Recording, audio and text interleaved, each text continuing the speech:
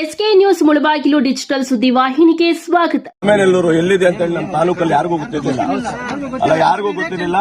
ಆ ರೀತಿ ನಮ್ಮ ಶಾಸಕರು ಮಾತೇನು ಹೇಳಿದ್ರು, ಓಟ್ ಬಂದಿದ್ರು ಮಾತೇನ ನಿಮ್ಗೆ ಯಾವತ್ತು ನಮ್ಮೂರೇ ಅಂತ ಹೇಳ್ಬಿಟ್ಟು ಹೇಳಿದ್ರು. ಅದೇ ರೀತಿ ನಾವೇನಕ್ಕೆ ಕರೆಯಲಿ ನಮ್ಮ ಶಾಸಕರು ಇಲ್ಲಿಗೆ ಬಂದು ನಮ್ಗೆ ಏನ್ ಕೆಲಸ ಇದೆ, ನಮ್ಮ ತೊಂದರೆಗಳೇನಿದೆ ಅದನ್ನ ಕೇಳಿ ನಮ್ಗೆ ಮಾಡಿಕೊಡ್ತಾ ಇದ್ದಾರೆ. ಅವ್ರ ಕಡೆ ನಾನು ತುಂಬಾ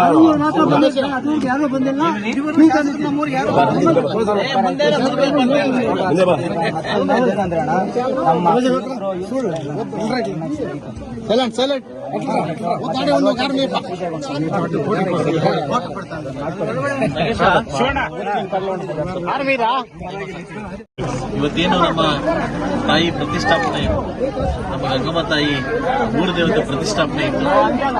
ಪ್ರತಿಷ್ಠಾಪನೆಗೆ ಏನು ಊರೆಲ್ಲ ವಿಜೃಂಭಣೆಯಿಂದ ಸ್ವಂತ ಮನೆ ಕಾರ್ಯಕ್ರಮ ತಾಯಿ ಕಾರ್ಯಕ್ರಮವನ್ನ ತಾಯಿ ನಮ್ಮ ಮನೆ ಮಗಳು, ನಮ್ಮೂರ ಮಗಳು, ನಮ್ಮೂರ ದೇವತೆ ಅಂದ್ಬಿಟ್ಟು ಇವತ್ತೇನು ವಿಜೃಂಭಣೆಯಿಂದ ಇವತ್ತು ಇಷ್ಟು ಚೆನ್ನಾಗಿ ಮಾಡ್ತಾ ಇದೀರಿ.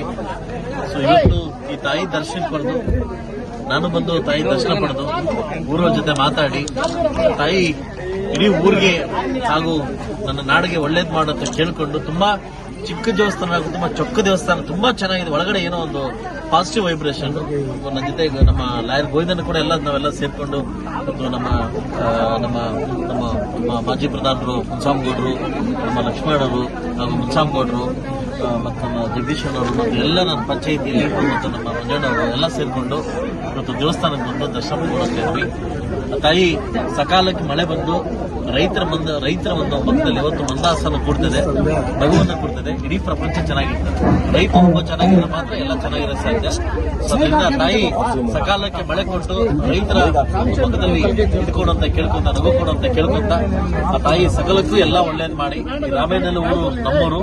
ಇದು ಯಾವುದೇ ರೋಡ್ ಇರಲಿಲ್ಲ. ಈಗಾಗಲೇ ಸುಮಾರು 1.25 ಕೋಟಿ ರೋಡ್ ವ್ಯವಸ್ಥೆ ಆಗಿದೆ. ಈಗಾಗಲೇ ಅರ್ಧ ಆಗಿದೆ. ಇನ್ನೊಂದು ಜಸ್ಟ್ 2-3 ತಿಂಗಳಲ್ಲಿ ರೋಡ್ ಕಂಪ್ಲೀಟ್ ಆಗುತ್ತೆ. ಲಾಸ್ಟ್ ಟೈಮ್ ಕೂಡ ಹೇಳಿದ್ದೆ, ಊರಿಗೆ ಬಂದಾಗ ರೋಡ್ ಹಾಕ್ಬಿಟ್ಟೆ ನಿಮ್ಮೂರಿಗೆ ಬರ್ತೇನೆ ಅಂತ ಹೇಳಿದ್ದೆ. ರೋಡ್ ಆಲ್ರೆಡಿ ಪೂಜೆ ಮಾಡ್ಕೊಟ್ಟಿದ್ದೀನಿ.